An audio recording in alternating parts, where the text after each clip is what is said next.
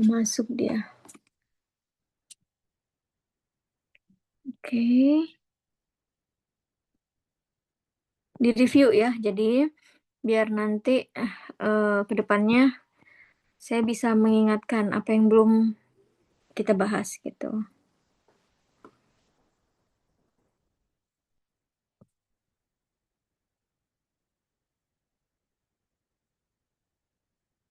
Ya, jangan kaget sebenarnya kalau misalnya Bu Sina tuh nggak ganti-ganti ya pakaiannya. Sebenarnya saya tuh pinky lovers banget, pink lovers banget ya. Jadi hampir 90% itu mau pakaian dalam atau luar itu rata-rata pink semua wardrobe saya tuh ya. Jadi dan emang sukanya serupa sejenis sama gitu.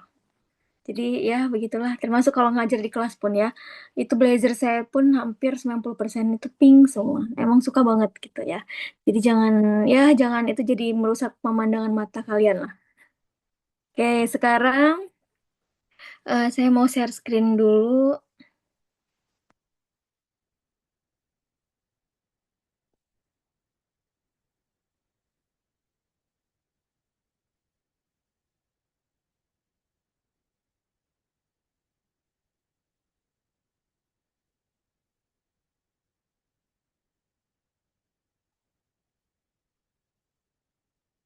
Oke, ini terlihat?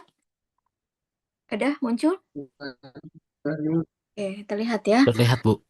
Oke, saya sudah membahas kemarin populasi. Kemudian sampel, cara penarikan sampel gitu ya. Sekarang saya mau ngebahas nanti bab apa aja sih yang ada di tesis. Nge-review lagi ya gitu. Yang pertama bab 1. Nah, bab 1 itu terdiri dari apa? Latar belakang masalah. Kemudian ini sebenarnya bisa dilihat di sistematika penulisan ya gitu. Cuman biar kalian tahu runutannya gitu. Kemudian rumusan masalah. Jadi kalau hipotesisnya ada 7, berarti rumusan masalahnya pun ada 7 ya gitu. Plus 1 jenisnya deskriptif. Nanti saya ajarin deh. Kemudian ada batasan permasalahan. Termasuk kalau batasan itu jadi keterbatasan ya. Kalau keterbatasan itu menjadi kelemahan dalam penelitian. Nah, itu nanti harus kalian ungkapkan secara jujur. Kelemahannya apa? Dari kelemahan itu, dari batasannya apa? Kemudian muncul jadi kelemahan atau kekurangan. Nah, dari kekurangan itulah nanti kita jadikan solusi buat penelitian selanjutnya. Gitu. Jadi memang harus diungkapkan di sininya ya. Nah, kemudian ada tujuan dan manfaat penelitian. Setiap tahunnya pasti berbeda sistematika penulisannya. Tergantung kalau misalnya kaliannya nanti meneliti di 2027, mengambil tesisnya 2027, berarti kalian harus ngikutin sistematika penulisan yang terbaru. Entah itu 26, kalau nggak tahun 2025 yang terbarunya ya, gitu. Kemudian nanti masuk ke bab 2. Bab 2 ini segala teori. Dari mulai tinjauan pustaka, grand teorinya apa, middle teorinya apa, apply teorinya apa. Itu yang dipakai. Biasanya jadi pertanyaan itu. Kalian pun kan nanti pasti minta tanda tangan toh sebelum sidang beberapa tanda tangan teman yang sedang sidang. Kalau nggak salah ya, itu menjadi syarat buat kalian sidang ya. Kalau nggak salah kalian harus mendatangi sidang orang lain itu sebanyak 10 atau 5 kali. Nah, di situ nanti kalian bisa sambil belajar. Apa aja sih yang sekiranya bakal ditanya. Kemudian yang rata-rata yang ditanya tuh ada grand theory, middle teorinya apa, apply teorinya apa. Itu biasanya ditanya. Nah, termasuk di sini tuh ada penelitian terdahulu. Penelitian terdahulu. Berarti kalian harus masukin minimal itu 30 penelitian. Ini gabungan dari Indo maupun orang luar yang meneliti. Gitu. Kalau nggak salah 15-15 ya, 15 penelitian di Indonesia, 15 lagi penelitian di luar. Cuman saran saya hindari kalau kalian mengambil jurnal itu IPB. IPB itu Indian, Palestine, Bangladesh. Hindari jurnal-jurnal yang berasal dari kota IPB itu. Ya, kenapa Bu? Kebanyakan jurnalnya satu predator, plagiator, ya predator lah. Atau yang kedua juga discontinue. Ya, artinya sudah tidak tayang, sudah tidak terbit atau sudah habis masa terbit jurnal tersebut. Namanya discontinue. Jadi hindari negara ngambil jurnal yang penelitiannya itu atau orangnya dari India, Palestina, Bangladesh. Ya. Kemudian termasuk di sini ada rumusan hipotesis. Oke. Kemudian nanti bab 3 itu ada metodologi penelitian. Metodologi penelitian. Apa aja sih Bu di dalam metodologi ini? Profil singkat perusahaan harus ada di sini. Profil singkat perusahaan itu apa? Dari mulai sejarah singkatnya, visi misinya, values atau budaya organisasi atau budaya yang diterapkan di perusahaan. Struktur organisasi perusahaan harus masuk. Kemudian tupoksi, tugas pokok, fungsi, kewajiban dari struktur organisasi itu harus masuk gitu. Tupoksinya di bawah struktur organisasi. Kemudian operasionalisasi variabel, ini penting banget. Operasionalisasi variabel. Ini ada di bab 3. Apa aja Bu isinya? Tabel. Tabel itu terdiri dari variabel, konsep variabel, dimensi, indikator, skala. Itu adanya di tabel OVAR itu. Kemudian metode populasi yang kita gunakan, berapa orang. Sampel yang kita gunakan, berapa orang. Teknik pengambilan sampel yang kita gunakan itu apa? Udah saya spill sedikit ya. Dari mulai non probability sampling, kemudian random sampling, sampling jenuh, sensus itu termasuk dalam teknik pengambilan sampel. Adanya di mana? Di bab 3. Oke, kemudian yang masuk di bab 3 ini apalagi? Metode analisisnya atau teknik analisis datanya yang harus ada. Yang kita pakai itu apa? Apakah kita menggunakan PET analysis? Apakah kita menggunakan gini, kalau PET analysis seperti yang kemarin, X1, X2, Z, Y. Pakai apa, Bu? Alatnya, softwarenya, bisa melalui SPSS. Nanti saya ajarin ya, nanti saya share ilmunya. Kemudian bisa menggunakan SEM-AMOS. SEM itu singkatan dari struktur equation model.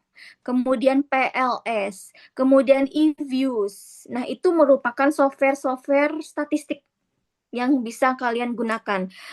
Apakah penggunaannya suka-suka kita, Bu? No, enggak ya. Penggunaan software analisis statistik itu sesuai dengan tujuan atau sesuai dengan judul atau sesuai dengan maksud tujuan yang akan kalian ambil. Jadi gini, kalau misalnya judulnya tentang pengaruh, berarti kan kita mau mengambil hubungan sebab akibat. Apa yang menjadi sebabnya, akibatnya apa. Berarti lebih tepat menggunakan bisa jadi PET analysis gitu. Terus kategorinya bisa menggunakan SEM-AMOS. Kalau apa, Bu? Kalau jumlah populasinya skalanya besar, seperti 1.000 atau 2.000 atau sampelnya di atas 100, itu bisa menggunakan SEM-AMOS. Gitu ya. Terus kalau misalnya jurusan finance, keuangan, konsentrasinya finance, biasanya karena itu data sekunder, berarti biasanya menggunakan eViews. Ya, jadi banyak ada yang namanya PET analysis, kemudian SEM-AMOS, eViews, PLS, banyak banget lah pokoknya ya. Ini yang kita ajarin tuh baru yang ini nih, baru PET analysis nanti. SEM-AMOS itu biasanya levelnya doktoral atau S3.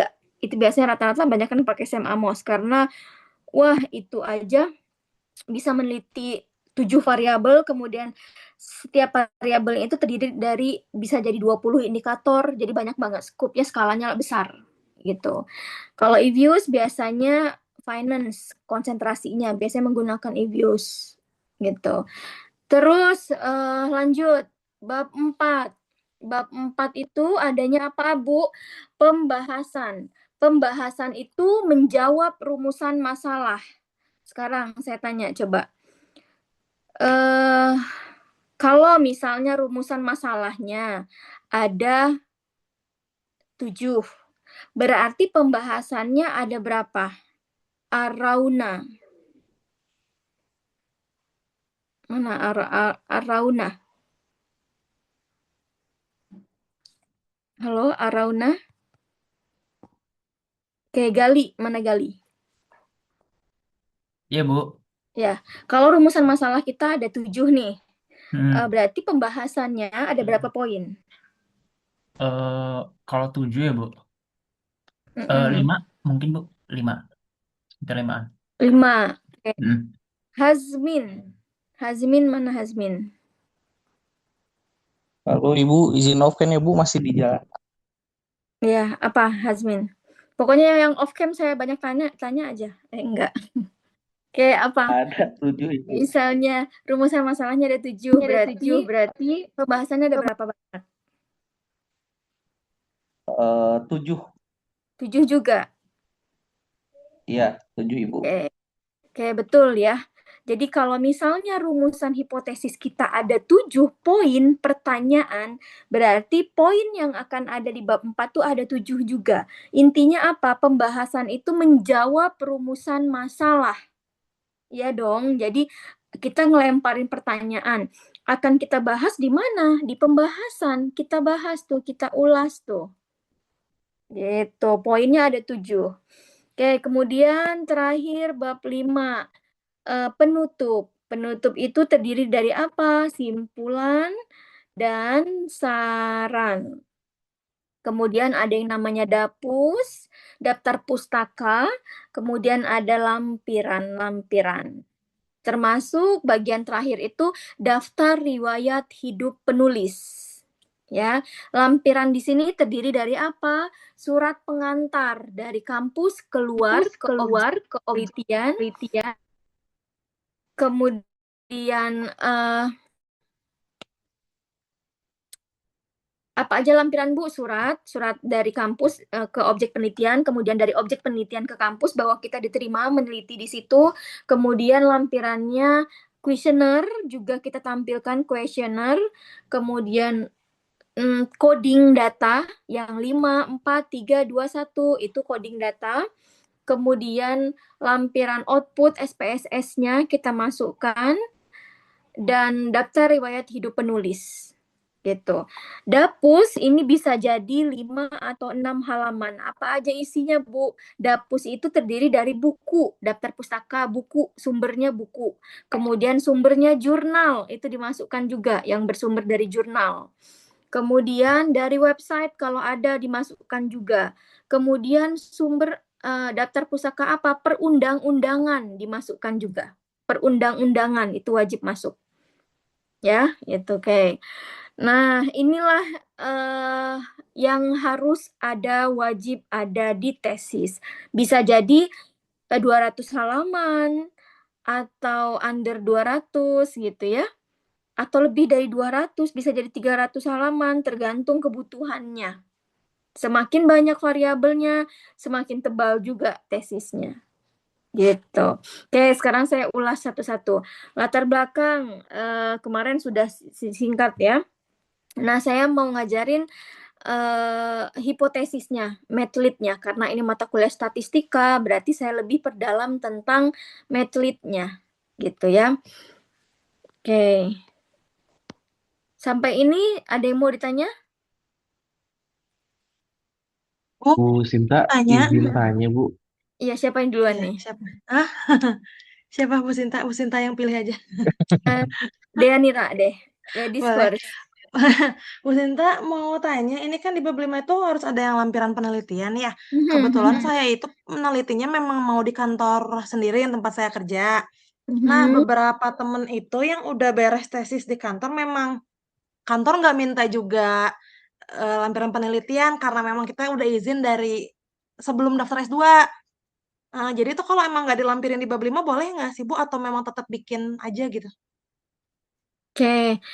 Sebenarnya sunnah ya, bukan fardu Ah, ain. Yang nggak dilakukan pun nggak apa-apa gitu ya. Cuman alangkah lebih lebih bagusnya kalau itu dilampirkan. Mau itu sebenarnya kita sudah diterima atau enggak, mau itu di kantor sendiri atau enggak, cuman alangkah baiknya ditampilkan. Karena apa?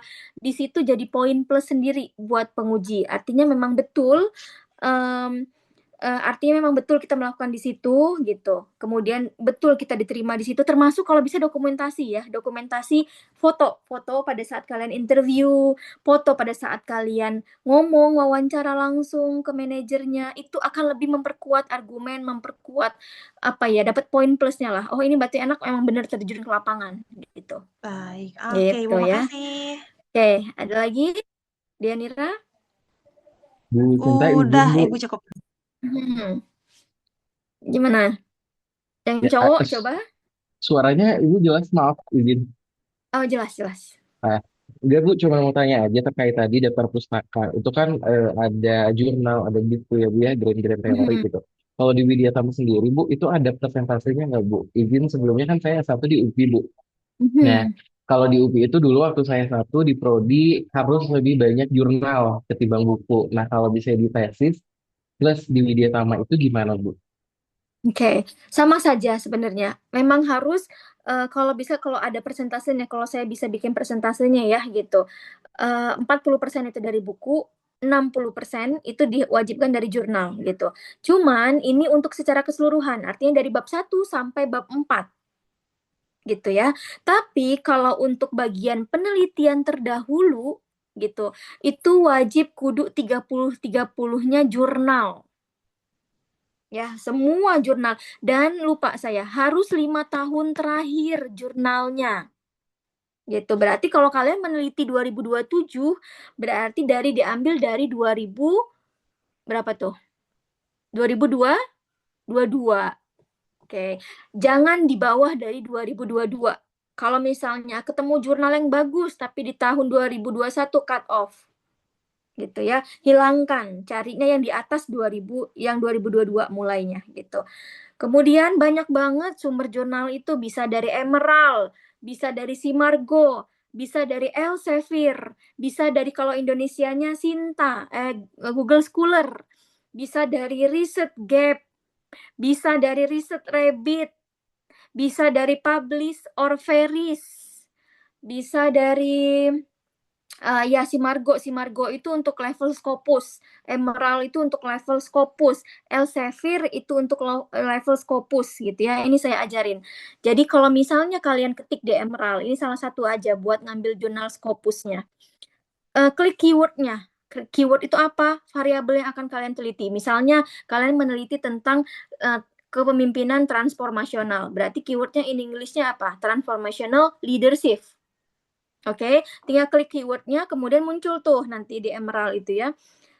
Termasuk kalian mau ngefilter 5 tahun terakhir. Kalau misalnya ada yang di apa ya, close access bukan open access, berarti nanti di sini muncul link dong, http www. apa. Kalau misalnya bisa nggak kebuka, misalnya close access, berarti kalian tinggal copy linknya ini, cari SCI Hub.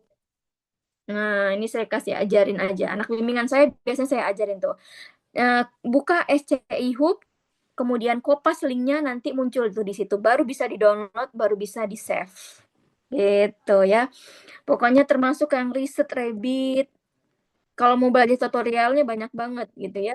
Research Rabbit, kemudian ada yang namanya Elsevier. Ini sumber-sumber jurnal. Elsevier. Gitu. Gimana, sudah bisa menjawab? Sudah Bu, terima kasih banyak.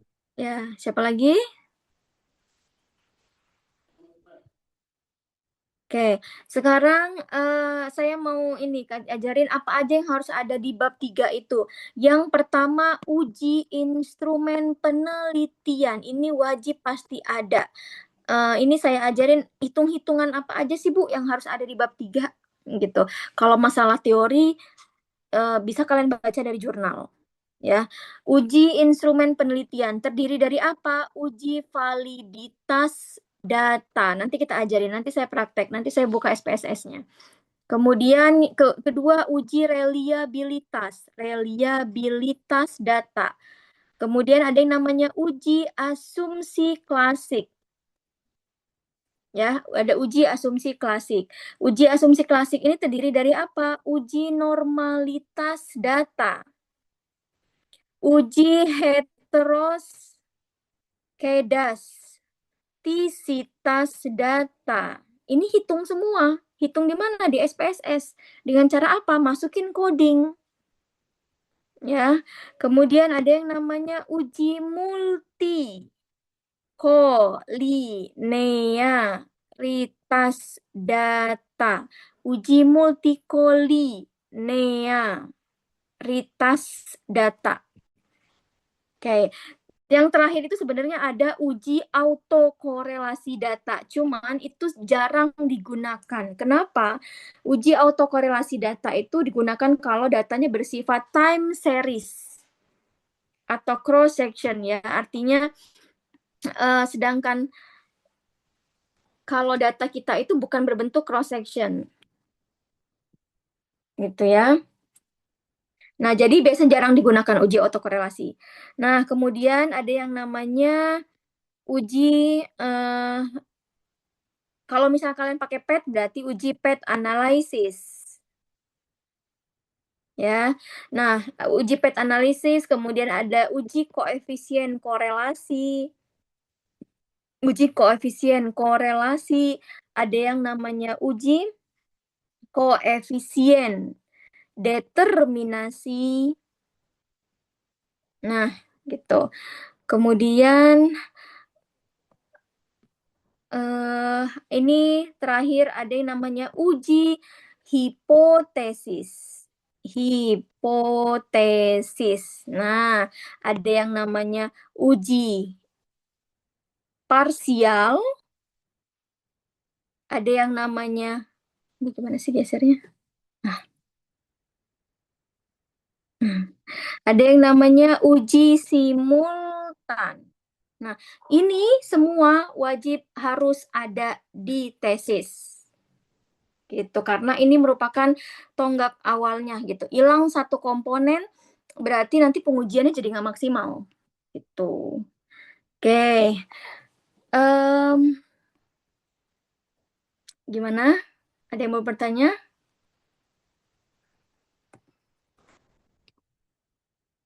Ibu maaf, boleh diulangi lagi ini ujinya uji apa aja? Uji instrumen penelitian, uji validitas data, uji yang mana yang nggak kelihatan? Reliabilitas data, uji asumsi klasik, uji normalitas data, uji normalitas data, uji heteroskedastisitas data. Kedastisitas. Kemudian uji multi kolinearitas data. Uji PET analysis. Kemudian uji koefisien korelasi. Uji koefisien determinasi.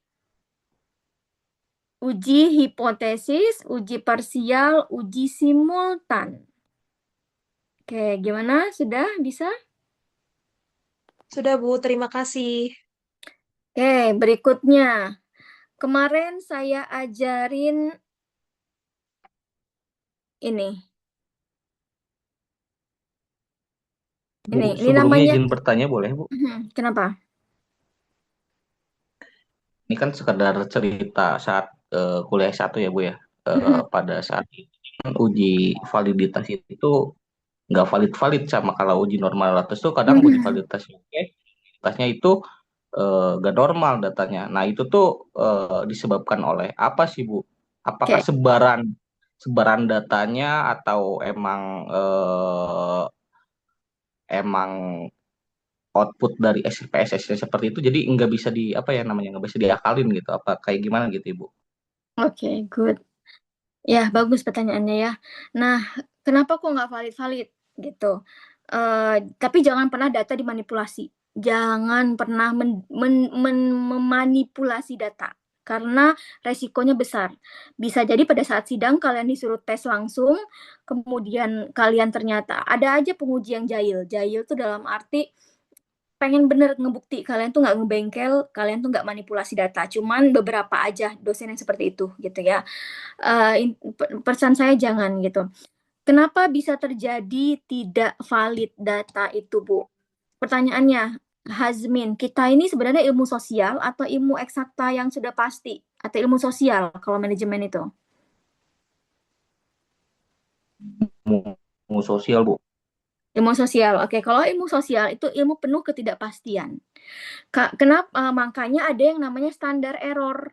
Error di ilmu sosial itu kalau nggak 5%, itu 10%, kalau nggak 15%. Apa sih Bu error itu? Toleransi kesalahannya. Ya, toleransi kesalahannya. Kenapa sih Bu bisa terjadi tidak valid? Kenapa? Karena ilmu sosial ilmu yang tidak pasti. Pada saat kita menyebar kuesioner, kebanyakan karyawan atau pegawai itu ngejawabnya bagus semua. Karena takut sama atasan, karena takut jawaban kuesionernya jelek, jadi akhirnya ngejelek-jelekin perusahaan, akhirnya dibagusin semua, ngejawabnya sangat setuju, sangat setuju, sangat setuju, semua poin 5, 5, 5. Nah, kalau kebanyakan poin 5 di coding data, itu nggak akan valid. Jadi komposisinya yang bagus itu apa, Bu? 3, 4, 5.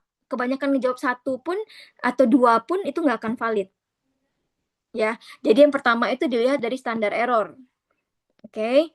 Kemudian bisa ngebuat itu jadi nggak valid karena apa, Bu? Coba. Yang pertama itu karena tadi ada yang namanya standar error tadi. Terus yang kedua, karena mereka kebanyakan ngejawabnya sangat tidak setuju, 1 atau 2 pertanyaan, 1 atau 2. Kan kalau SS itu sangat setuju poinnya 5, toh. Kalau setuju poinnya 4. Kalau cukup setuju poinnya 3. Kalau menjawabnya tidak setuju berarti poinnya 2. Ini namanya skala Likert. Ya, ordinal skala Likert. Kalau sangat tidak setuju berarti poinnya 1. Kebanyakan itu yang ngejawabnya 4 sama 5 dibagus-bagusin. Nah, itu yang ngebuat juga jadi nggak valid. Kemudian yang ketiga, komposisinya antara jumlah responden dengan jumlah pertanyaannya nggak make sense. Artinya nggak imbang. Misalnya jumlah sampelnya, N kecilnya itu ada 300.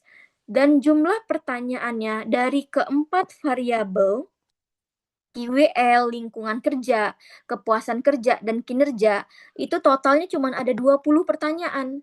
Untuk variabel yang pertama aja misalnya QWL itu cuma ada 3 pertanyaan. Totalnya dari 4 itu hanya 20, kan nggak imbang.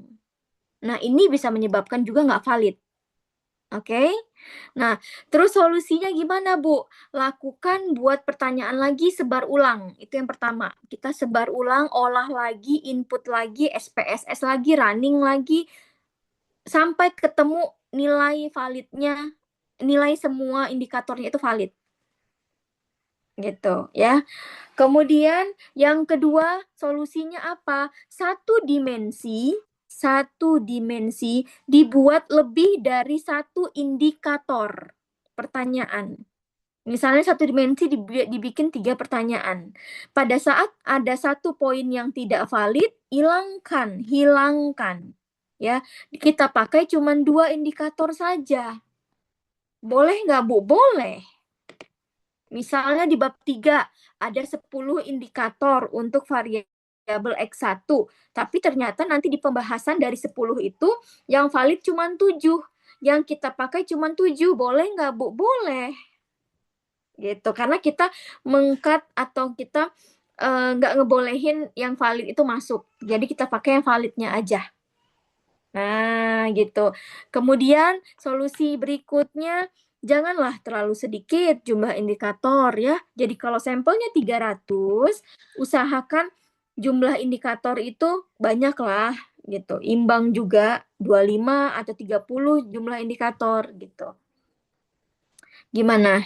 Udah bisa menjawab, Hazmin? Bisa, Ibu. Oke. Bisa. Satu lagi. Gimana? Oke.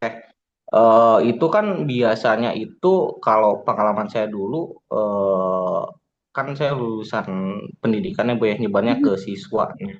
Itu tuh kadang siswanya itu ngisinya eh, ngasal gitu Bu. Jadi ya bagus-bagus semua kan ininya. Itu ada triknya nggak ketika misalkan dalam menentukan atau membuat sebuah pertanyaan atau membuat sebuah argumen dalam kuesioner itu hal-hal apa yang harus dihindari agar orang itu tidak tergiring atau menjawab sesuai dengan realitanya seperti itu Bu. Oke. Ini sudah ya, sudah di-record ya, ini maksudnya sudah di-screenshot, sudah di apa ya. Oke. Jadi ada 2 jenis pertanyaan di kuesioner itu. Yang pertama jenis pertanyaannya positif. Yang kedua jenis pertanyaan. Bu. Oke. Gimana, sudah muncul ini tampilannya? Udah, Bu. Oke, ada jenis pertanyaan negatif, ada jenis pertanyaan positif ya. Kalau jenis pertanyaan positif berarti misalnya ini multiple choice ya. Saya menyelesaikan, ini yang pertanyaan sederhana aja, menyelesaikan pekerjaan tepat waktu. A, sangat setuju. B, setuju.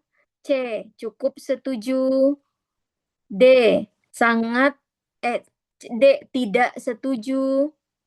E, sangat tidak setuju. Nah, ini jenis pertanyaan positif. Ya iya dong, karena saya menyelesaikan pekerjaan tepat waktu. Kalau misalnya mereka ngejawabnya sangat setuju, berarti poin di coding di Excel-nya nanti 5. Ini untuk responden yang pertama. Misalnya responden yang kedua menjawabnya sangat tidak setuju, ya berarti poinnya 1. Gitu. Ini jenis pertanyaan positif, karena ini menentukan juga jawabannya. Oke? Kemudian tadi ada jenis pertanyaan negatif, misalnya apa? Coba Juli. Sebutkan jenis pertanyaan negatif.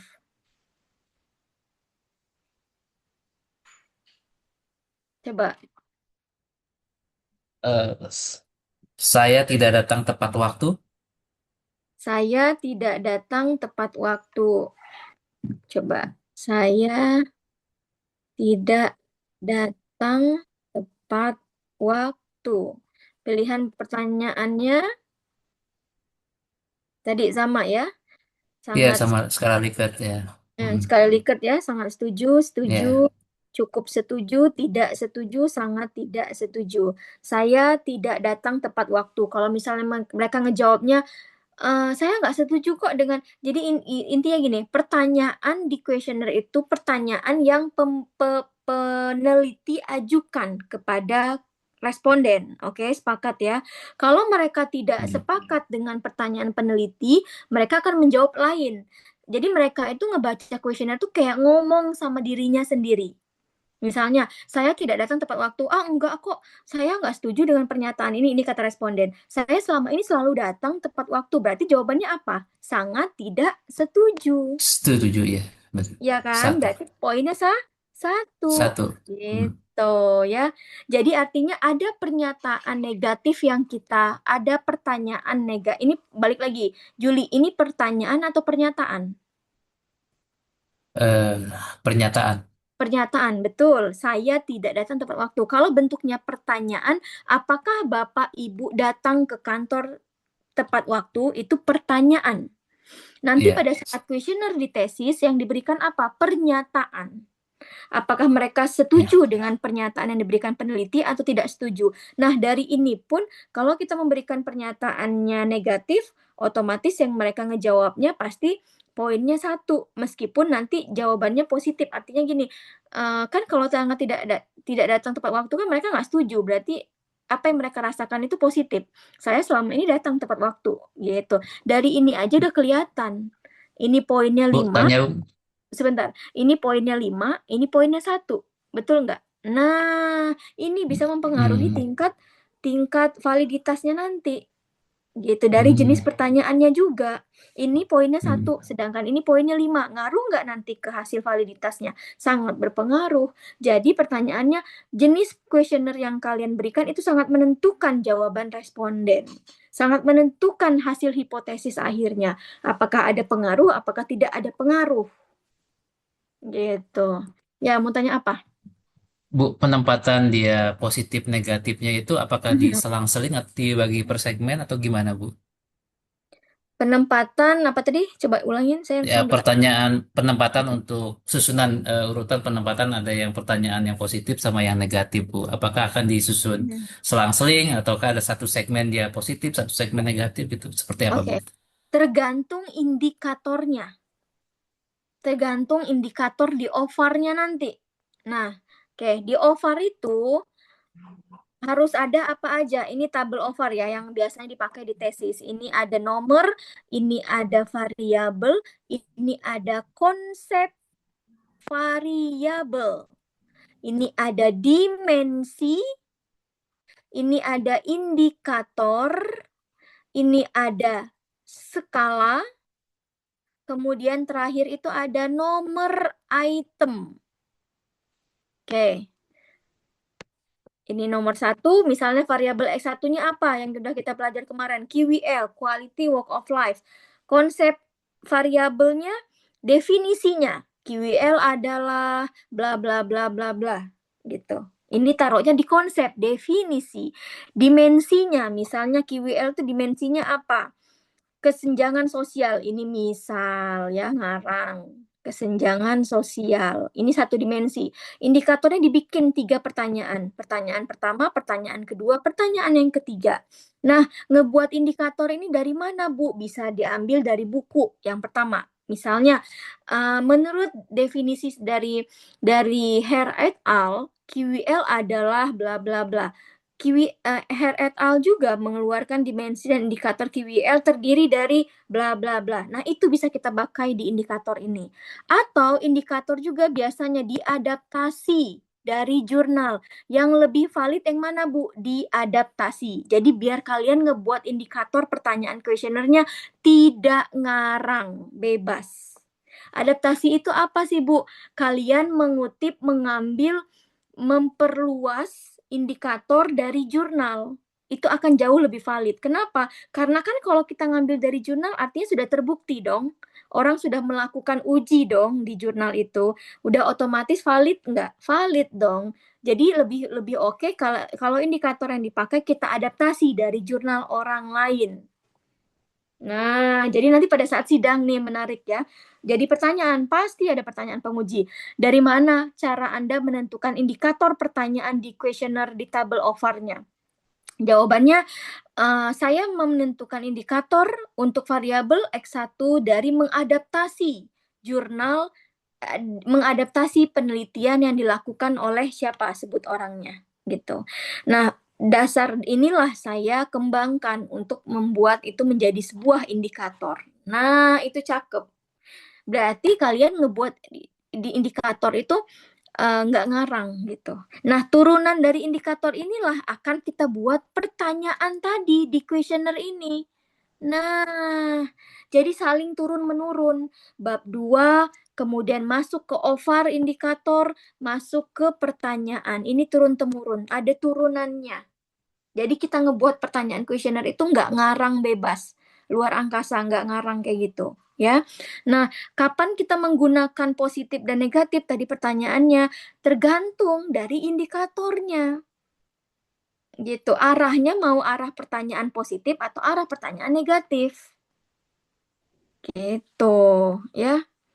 Gimana? Siap, Ibu.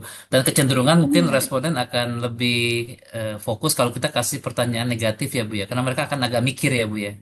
Iya, Betul nggak mereka sih, Bu? akan jauh lebih Ya, mikir, betul. Akan jauh ya. lebih mikir kalau misalnya dan tapi gini kelemahannya kalau negatif. Kebanyakan mereka karena mereka pengennya jawabannya bagus, otomatis ngejawabnya sangat tidak setuju dong.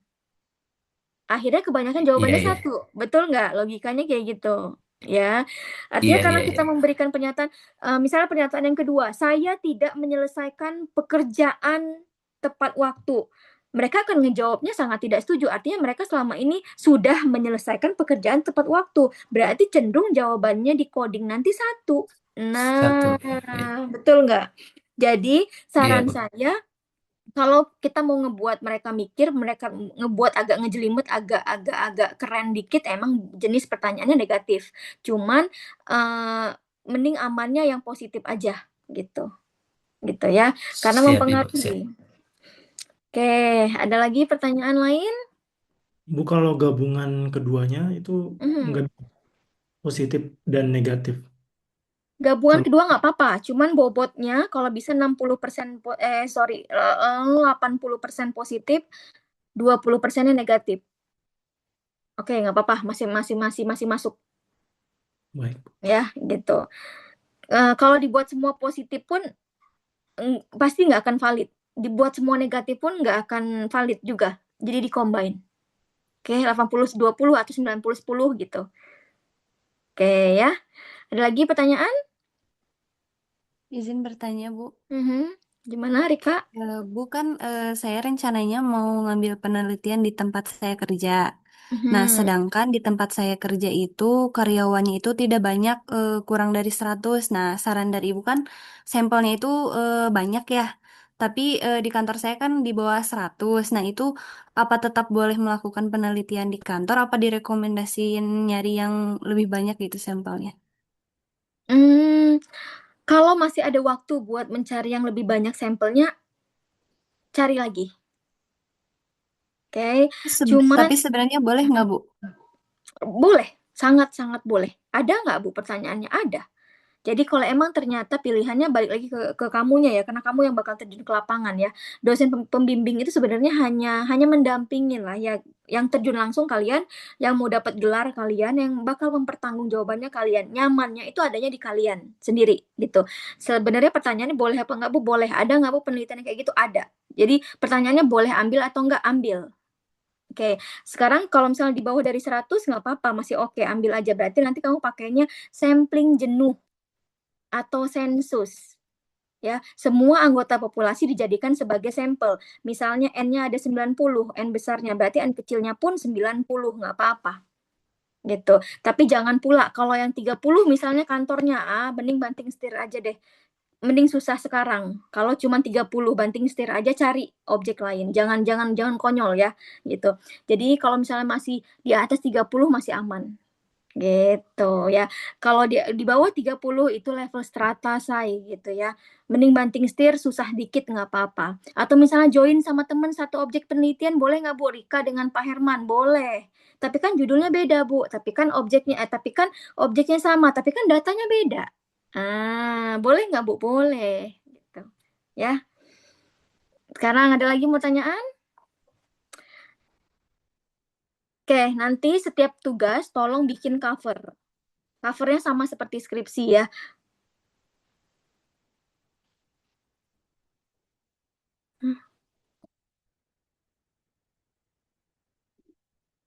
Bentar. Oke, cover biasa. Cover itu misalnya seperti cover tesis saja, seperti cover skripsi ya. Di sininya misalnya judulnya kita materi tentang hipotesis. Oke, kemudian di bawahnya ditujukan untuk memenuhi tugas bisnis statistik. Dosen, pengampu, nama saya lengkap. Oke, habis ini logo Widyatama, habis itu nama kalian, NPM-nya, kemudian di sininya langsung aja. Program pasca program magister manajemen Universitas Widyatama 2026. Aduh, jangan sepaneng ya baca tulisannya, saya pun heran nggak bisa nulis bagus ya. Program Magister Manajemen Universitas Widyatama 2026. Oke, ini cover setiap kali penugasan ya. Nah, berikutnya Pokoknya ini ketampilan depannya. Nanti ke belakangnya gimana improve kalian. Semakin lengkap, semakin banyak, semakin oke, semakin bagus. Ya, itu aja. Yang penting pesan saya cover jangan lupa. Ya. Dan setiap kali penugasan bentuknya PDF, jangan Word, jangan RTF, jangan WinRAR, jangan WinZip, jangan JPEG. Itu nggak akan kebaca. Jadi harusnya PDF. Oke. Perhatikan penulisan karena saya orangnya ini agak-agak OCD saya kalau ketulisan ya. Jadi orangnya ini agak-agak emang suka rapi orangnya ya. Jadi Times New Roman 12, fontnya, kemudian rata kiri kanan. Terserah marginnya mau apa, 3, 4, 4, 4, 4, 3, 3 bebas ya. Pokoknya rata kiri kanan. Times New Roman 12, jangan Calibri, jangan Aria, jangan Arial Black, janganlah. Ya, Times New Roman 12. Oke? Terus nanti tolong KM-nya deskripsikan lagi ya. Deskripsikan lagi di grup penugasannya apa aja ya. Nanti kalian coding data. Nah, coding data tuh seperti ini.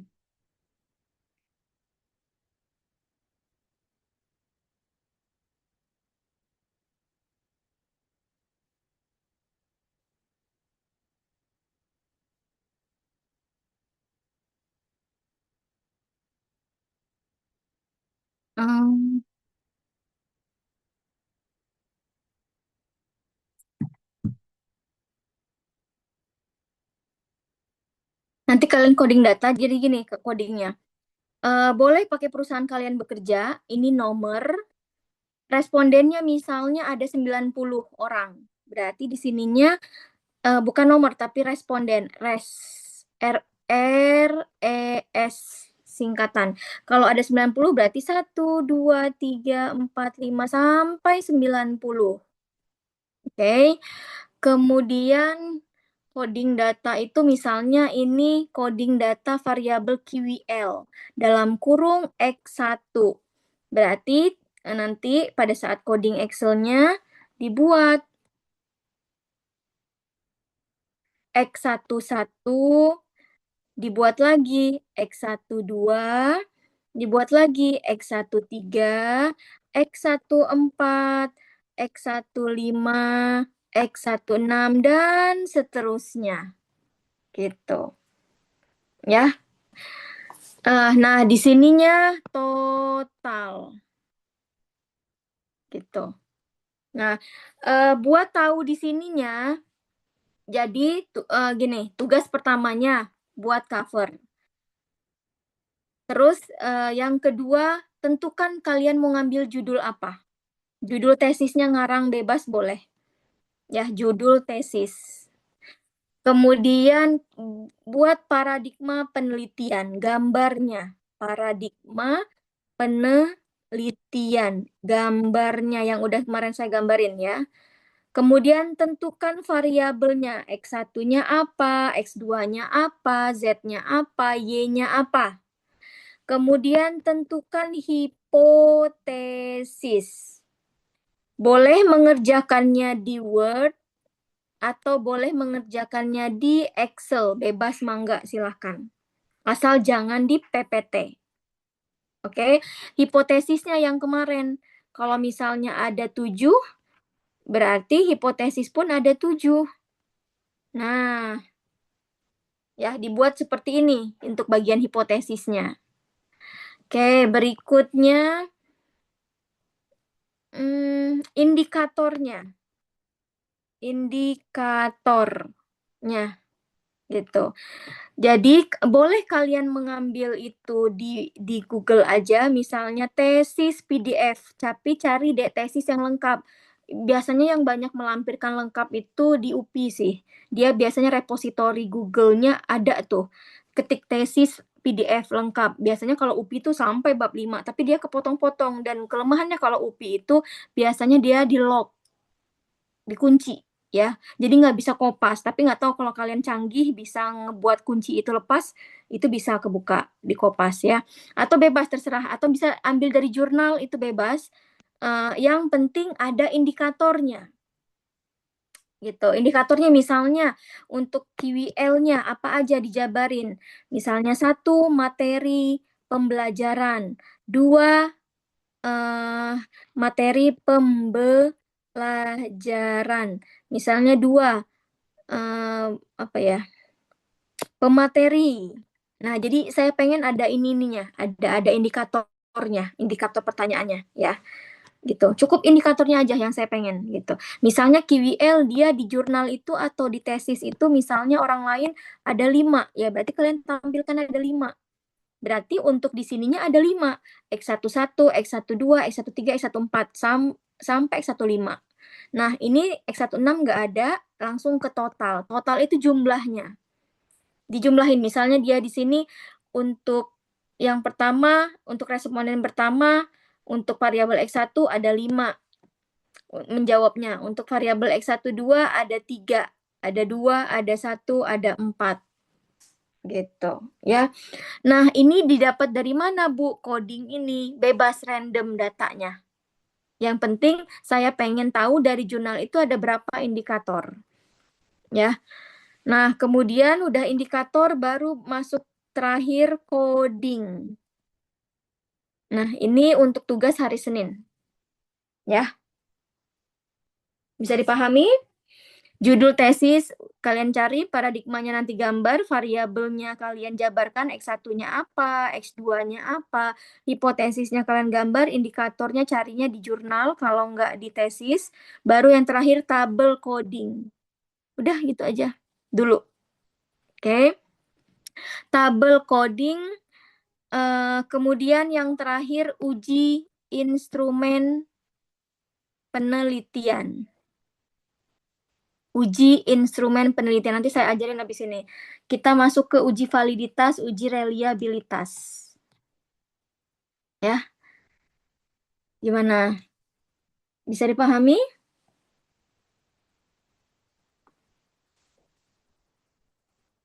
Ada yang mau Bisa, ditanyakan? Bu. Bisa diikuti ya.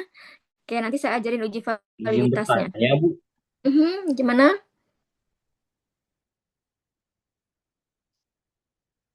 Gimana? Ya mau bertanya apa? Izin bertanya, Bu. Untuk data codingannya itu data real apa data random aja? Random aja, Sorry. bebas aja. Random aja, bebas aja. Ya, tapi saya pengen yang untuk berapa jumlah indikatornya jangan random, jangan ngarang juga berdasarkan jurnal tadi. Kalau untuk banyaknya indikator, tapi kalau untuk isinya itu bebas random aja. Gitu, bebas random aja. Ini mah ya, untuk yang data codingnya, untuk yang di dalamnya ini. Tapi kalau untuk jumlah indikatornya itu diambil dari jurnal kalau nggak dari tesis. Gitu, ya. Bu, izin tanya untuk yang variabel X1, X2, X3, X4 sampai dengan 5, apakah itu jumlah variabel X itu diwajibkan sampai X5 atau diperbolehkan di bawah 5? Oke. Jadi nanti kalian bikin paradigma ada 2. Paradigma yang pilihan yang pertama itu bebas, setiap orang mau yang mana ya. Cuman ya balik lagi, kreativitas kalian menentukan penilaian kalian gitu, oke? Kalau saya sih orangnya perfeksionis ya, pengennya yang agak ngejelimet dikit tapi seru ngelihatnya rame gitu. Di tugasin nanti. Oke, ada 2 pilihan. Kalian mau pakai paradigma yang seperti ini 1, berarti ini pakai PET analisis, berarti minimal 4 variabel, oke? Ini pilihan yang pertama. Gitu. Berarti variabelnya ada 4, kemudian hipotesisnya berarti ada 7. Ini yang pertama. Berarti variabelnya ada 4, X1, X2, Z, sama Y. Berarti hipotesisnya 7, seperti yang kita ajarin di awal. Atau mau pakai yang kayak gini, boleh. QWL dalam kurung X1, kemudian ini misalnya WLB dalam kurung X2, kemudian kepuasan kerja dalam kurung X3, kemudian di sini atau misalnya di sini mau pakai budaya organisasi dalam kurung X4. Oke. Di sini kinerja pegawai dalam kurung Y. Boleh. Berarti hipotesisnya berapa, Bu, kalau ini? 1. Hipotesis 1 dari X1 ke Y. Ya, gimana, Rauna? Iya, hipotesisnya berarti ada 4 ya, Bu. Oke, betul, ada 4. X2 ke Y, H2. X3 ke Y, H4. H3, sorry. X4 ke Y, berarti H4. Berarti hipotesisnya ada 4. Ini model yang kedua. Gitu, ya. Sama aja yang tadi juga 4, cuma ini juga 4, cuman kalau ini hipotesis sedikit, yang tadi hipotesis banyak. Kenapa hipotesis banyak? Karena ada pengaruh langsung dan pengaruh tidak langsung. Kalau di model yang kedua, paradigma yang kedua ini kebanyakan pengaruh langsung. Jadi nggak ada mediasi. Judulnya pun tidak ada mediasi. Berarti judulnya kayak gimana, Bu? Pengaruh quality work of life, work-life balance, kepuasan kerja, dan budaya organisasi terhadap kinerja pegawai dalam kurung studi pada Bank BJB Jawa Barat, tutup kurung. Gitu. Ya, jadi judulnya pun langsung, gambarnya pun langsung gitu. Kan kalau yang pertama tadi PET analisis tadi ada mediasinya, berarti ada pengaruh tidak langsung di mediasi. Bisa dipahami? Aurauna? Baik, Bu. Paham, Bu. Oke. Siap, lanjut ya. Makasih, Bu Sinta. Ya, sama-sama. Oke, berikutnya penugasannya tadi sudah. Nah, coding ya, coding ngerti ya. Kalau total jumlahin aja, misalnya mau pakai sum sama dengan sum, buka kurung di blok dari sini ke sini, bisa lah ya. Kemudian tutup kurung, enter, ketemu tuh jumlahnya. Sama dengan sum, SUM, buka kurung di blok dari X11 sampai X15 di blok. Kemudian tutup kurung, enter. Nanti ketemu jumlahnya tanpa harus dihitung. 5 tambah 3 tambah 2 kalkulator tambah 1. Tanpa harus kayak gitu. Nanti tinggal di scroll ke bawah. Itu untuk total. Berarti kalau variabelnya ada 4, dibikin 4 kali kayak gini. Kalau di Excel itu ada sheet gitu kan. Dibikin sheet yang pertama X1 coding, sheet yang kedua X2 coding, sheet yang ketiga Z coding gitu. Jadi bikin sheet masing-masing biar nggak pusing nanti. Kalau di Excel gitu ya. Kalau misalnya dari Excel mau pindahin ke Word gimana, Bu? Tinggal kopas aja, tinggal di blok kopas gitu. Gimana? Bisa dipahami? Oke, sekarang Bisa, Bu. saya mau uji validitas di SPSS, coba ya. Semoga kita masih ada waktu sebentar lagi ya. Coba ada yang mau bertanya nggak? Sampai saya ngebuka aplikasinya dulu.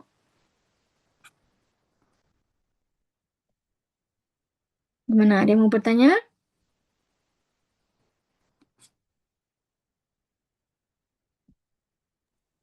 Cukup, Bu. Cukup bisa dipahami ya. Oke, itu sih paling nanti. Bentar, saya mau buka ini agak ada loading lama.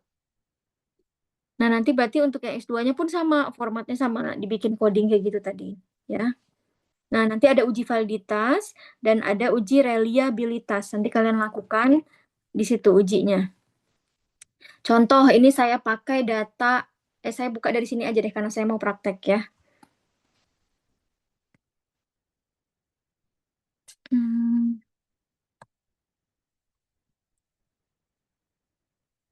Recording in progress. Oke.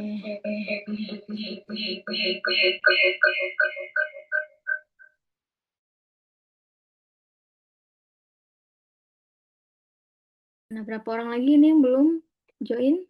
Partisipannya 30. Suara saya terdengar ya? Ada ya? Dengar, Oke. Bu. Ada, Bu. Ada, Bu. Tolong pesan saya ke kelas ini, apapun yang kalian record, apapun yang kalian dengar, tolong jangan sampai keluar ya. Artinya ini record di mata kuliah kita ini, jangan dikasih rekamannya ke orang lain gitu ya. Paham maksud Baik, Ibu ya? Bu. Ya, Bu. Siap, Bu. Jadi hanya untuk sebatas keperluan mata kuliah ini aja gitu.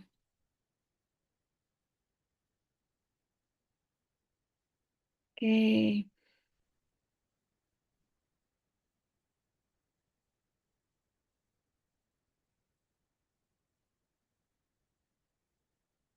Nah, ini saya pakai data yang anak S2 semester lalu. Nah, ini saya ambil yang salah satu yang terbaik lah, gitu ya. Kurang kurang lebih nanti penugasannya kayak gini ya. Kalau ini dia pakainya model yang kedua, gitu. Kalau ini punya Kiki nih. Nah, jadi banyak dia. Saya suka nih rame-rame kayak gini, ya. Oke.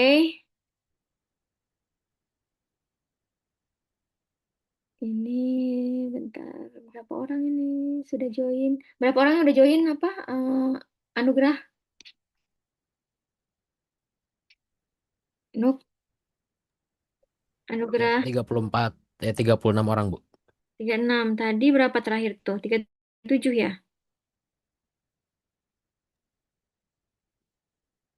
Kurang Terakhir berapa? merhatiin tadi. Kurang perhatiin ya. Hmm, hmm, hmm, hmm.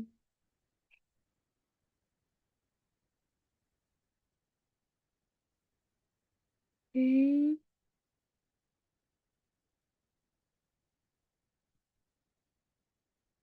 sebentar. Oke, kita mau melakukan uji instrumen. Nah, ini juga kalian kerjakan minggu depan, uji instrumen ini, ya. Eh, Sebentar. Uji instrumen ini kalian kerjakan juga di minggu depan. Kumpulkan nanti nge-share-nya di grup aja. Atau Anugerah bisa bikin link G Drive nggak? Bisa Itu tuh Anugerah? gimana, Bu? Bisa bikin link Google Drive nggak buat penugasannya? Google Drive. Saya coba bikin dari email yang dikasih dari Widyatama ya, Bu. Boleh tuh, ya. Oke. Nah, ini salah satu tugasnya. Jadi nanti tugasnya kalau nggak salah kayak gini lah. Pokoknya kurang lebih seperti ini. Ada judul, ada variabelnya dinarasikan seperti ini. Ini saya mau, ini kok nggak kelihatan ya? Bentar. Oke. Nah, jadi kemudian ada gambarnya, model paradigma penelitiannya, kemudian ada hipotesisnya, ada indikatornya. Ini diambil dari jurnal yang tadi kalian cari. Nah, ini usahakan didapat ya. Cuman kalau misalnya cuma ada 3 gimana Bu? Nggak apa-apa, ambil aja. Intinya saya nggak mau mempersulit aja. Kalian juga sambil kerja, cuman diselesaikan aja tanggung jawabnya gitu ya. Seadanya aja, sebisanya. Mau belajar kelompok juga silahkan, terserah ya kalian. Gimana teknisnya. Tapi jangan sama juga ya, gitu. Kemudian nanti ada data coding. Nah, ini random kalau isi dalam ini. Nah, total itu sama dengan sum, kemudian ini di blok, buka kurung, di blok tadi, tutup kurung, enter, nanti ketemu di sini. Nanti kalian tarik scroll ke bawah, keluar tuh berapa. Nah, ini harusnya dia dibikin, nanti kalian dibikin sheet-sheet ya. Berarti sheet yang kedua, sheet yang ketiga, dan seterusnya. Oke? Jadi jangan digabung kayak gini. Ya. Nah, terakhir, lakukan uji validitas dan reliabilitas instrumen gitu. Caranya gimana? Kalian kopas dulu ini datanya, dikopas dulu nanti di SPSS-nya. Satu-satu tapi. Nah, ini berarti yang dalamnya aja sama total ya sama totalnya dikopas. Ini untuk yang X1 aja. Dia pakai 50 sampel. Nah, dikopas. Kemudian pindahkan ke SPSS. Pindahkan ke data view. Kopas Excel, pindahkan di data view. Taruh satu di sini, Ctrl V. Paste. Nah, muncul di sini. Oke. Ini masih acak-acakan, belum kita apa-apakan ya. Nah, di scroll ke bawah, jangan sampai ada data yang missing. Missing itu apa? Hilang. Kalau hilang aja satu kolom, misalnya di sini nggak ada angka 2, dia nggak akan ke running nanti. Oke, di sini wajib muncul semua. Nah, ini udah ada nih. Udah ada total, udah semua. Ini baru X1 doang. Jadi kalau variabelnya ada 4, berarti 4 kali kalian ngerunningnya. Ya, gitu. Buka variabel view-nya, sesuaikan. Berarti di sini di sininya X11, di sininya X12. Gimana sih?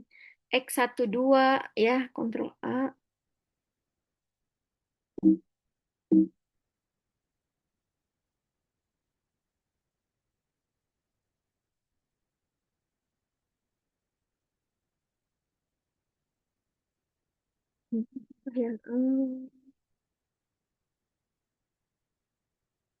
Kemudian di sininya X13.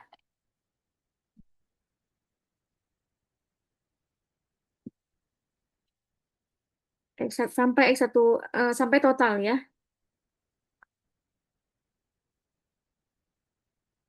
Saya dari copy ya. Oke, satu-satu lah ini. X14, kemudian X15, X16, X17, X18, X19,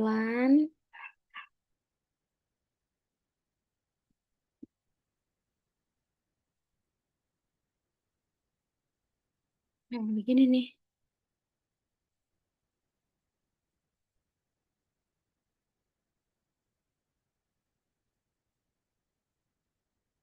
Remote.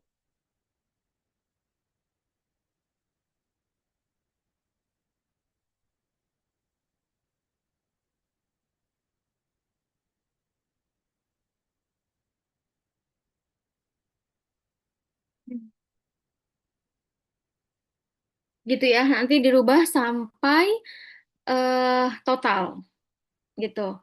Kemudian type-nya semua numerik, white-nya 8. Nah, desimalnya ini kalian bikin 0. 0 semua ke bawahnya. Jadi jangan sampai ada 2. Desimalnya harus 0 semua. Oke, labelnya kosongkan aja. Values-nya dia non, missing-nya non, columns-nya itu ada 8. Ya. Kemudian like-nya right, ikutin yang ini. Kecuali yang desimalnya sama name-nya dirubah. Gitu. Oke. Sebenarnya panduan tutorialnya ada kok kalau kalian mau cari sumbernya ya. Nah, nanti kalau sudah, buka ke data view. Ya, data view udah diisi nih. Name-nya udah dirubah, desimalnya udah jadi 0, balik lagi ke data view. Oke, nanti berubah tuh tampilannya, bukan var-var lagi, tapi udah berubah X11, X12. Nah, habis itu kalian analyze. Coba saya stop share dulu.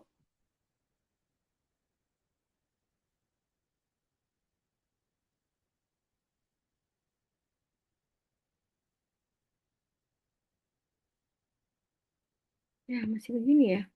Habis itu kalian buka data view, boleh dicatat aja ya.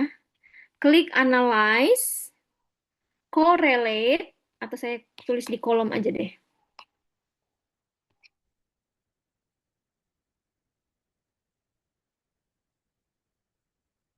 Nanti klik analyze, correlate, bivariate, kemudian nanti muncul kolom kecil, pindahkan semua dari kiri panah ke kanan ke kolom variabel. Klik person, checklist, flag, Kemudian enter. Bu, share screen-nya memang Em- off kah? Iya, emang off. Oh.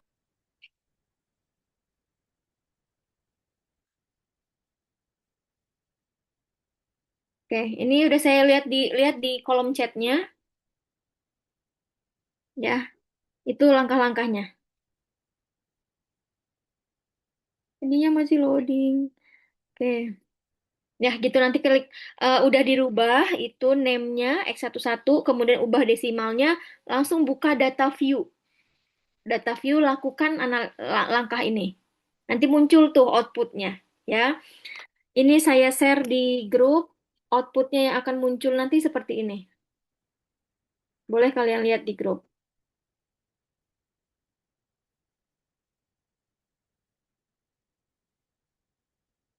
Sebenarnya mata kuliahnya itu kurang waktunya sebenarnya sampai jam 9-nya.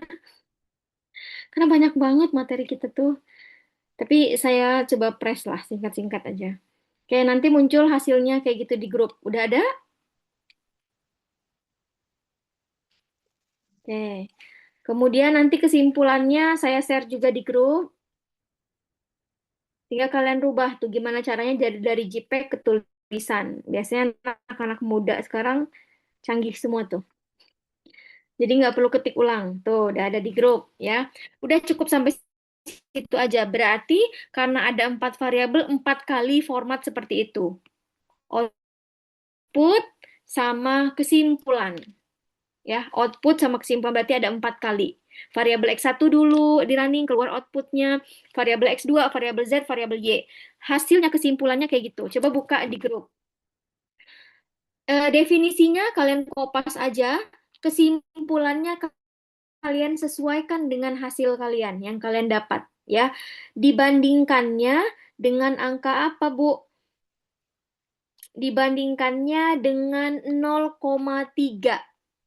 0,3 itu didapat dari mana, Bu? Dari teori. Teorinya Sugiono menyatakan bahwa dikatakan valid itu kalau nilainya itu lebih dari 0,3. Apa yang dilihat, Bu? Nilai yang mana, Bu? Perhatikan, coba buka. Nilai total. Total keluar yang paling ujung kolomnya, lihat. Nah, itu ada, lihat yang percent correlation. Kan ada percent correlation, kalian tarik sampai ujung, sampai ke total, keluar tuh, coba baca. Diana, berapa persen correlation dari yang saya share di grup, nilai untuk B11? Sebutin. Diana, percent correlation, lihat yang totalnya. B11% correlation-nya Lihat yang paling ujung di totalnya, berapa? Angkanya sebutin. 612. Oke, itu bukan 612, itu ada titik di depannya. Titik itu menjadi 0, jadi cara membacanya nilainya 0,612. Itu untuk B11, artinya untuk variabel brand image untuk yang indikator pertama, nilainya 0,612. Sekarang kita bandingkan dengan teori Sugiono, lebih besar atau lebih kecil dari 0,3? Jawab Amanda. 0,6 lebih besar atau lebih kecil dari 0,3? Ayo, 0,612 lebih besar atau lebih kecil dari 0,3? Lebih besar, Bu. Lebih besar, good ya. Kalau lebih besar berarti dikatakan valid atau tidak valid, Muhammad Fariski? Valid, Bu. Valid, good. Nah, jadi gitu. Ya, jadi dari yang saya share tadi, berarti ada berapa indikator? Coba jawab. Gema, dari yang tadi saya share di grup, ada berapa indikator pernyataan untuk variabel BI? Gema. Baik, Bu. Mhm. Variabelnya ada 60 ya? Variabel itu sampel 60. Variabelnya. Sorry, indikatornya ada berapa? Indikatornya. Indikatornya ada Ada berapa? 6, good. Ada 6. Kan ada B11, B12, B13 sampai B16. Berarti ada 6 indikator.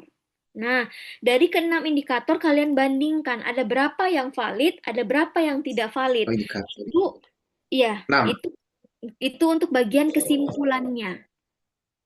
Oke, coba saya tanya dari yang saya share di grup tadi, Muhammad Taufan, ada berapa yang dikatakan valid? Ada berapa indikator? Hitung. Bandingkan dengan 0,3. 2, 3, 4, 5 Bu. 1, Validnya Bu. 2, 3, 4. Coba lihat. Ada berapa? 5 Bu yang validnya Bu. Oke, good. Ada 5 indikator yang valid, ada 1 yang tidak valid. 1 tidak valid itu angkanya berapa, Taufan? 0,056. No. Eh, Itu masih lebih besar Bu. dari 0,3. 0,4 Bu. Maaf, Bu. Enggak dong, 0,3 ya. Enggak, kalau 0,3 ada berapa yang validnya? Validnya 4 Bu. Kan dong, ya ya. Bu, 4 Bu. Di Maaf. atas 4, di 4 atas Bu. 0,3 itu ada 4. Berarti B11, kemudian B1, B14, B15, dan B15. B16. Nah, betul Bu. Oke, B12 dan B13 itu tidak valid karena Valid. lebih kecil dari 0,3 0,3. dengan Betul. angka 0,05 dan 0,04. Nah, gitu caranya. Betul. Bisa dipahami? Tadi. Oke, udah gitu aja tugasnya ya. Nggak susah kan? Ya. Jurnalnya yang dicari berapa sesuai dengan kebutuhan variabel. Kalau variabelnya ada 4, misalnya mau dicari 4 jurnal, nggak 4 jurnal aja nggak apa-apa. Gitu. Yang penting ketemu aja indikatornya. Gitu ya. Diulik, dicoba diulik-ulik ya. Ada yang mau bertanya sampai sini?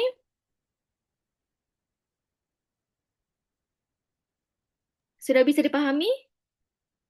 Ini baru uji valid.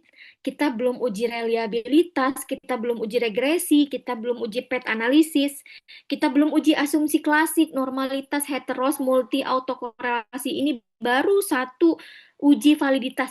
Langkah pertama yang akan dilakukan di tesis. Langkah-langkah paling awal. Kalau datanya udah nggak valid, pasti kesananya nggak akan normal. Pasti kesananya hipotesisnya ditolak. Gitu. Jadi ini langkah pertama yang akan kalian lakukan. Gitu. Ya, gimana? Bisa dipahami? Oke, waktu sudah menunjukkan juga. Bisa dicari-cari dari sekarang jurnalnya, mumpung kita masih ada waktu 2 hari lagian lah ya, cukup ya, 2 kali 24 jam ya, gitu. 1 jam kok kalau kalian fokus ya, kurang lebih 3 jam mau ya, kalau kalian fokus carinya. Oke, itu aja. Tolong nanti dikirim KM list namanya buat saya ngelis di absensi ya, foto-fotonya. Gitu. Siap, izin foto dulu sekarang, Bu. Boleh. Tolong semuanya on cam. Izin foto Atau dulu kamu ya, teman-teman. ya. Oke, senyum. Halaman pertama, 1, 2, 3. Oke, lagi.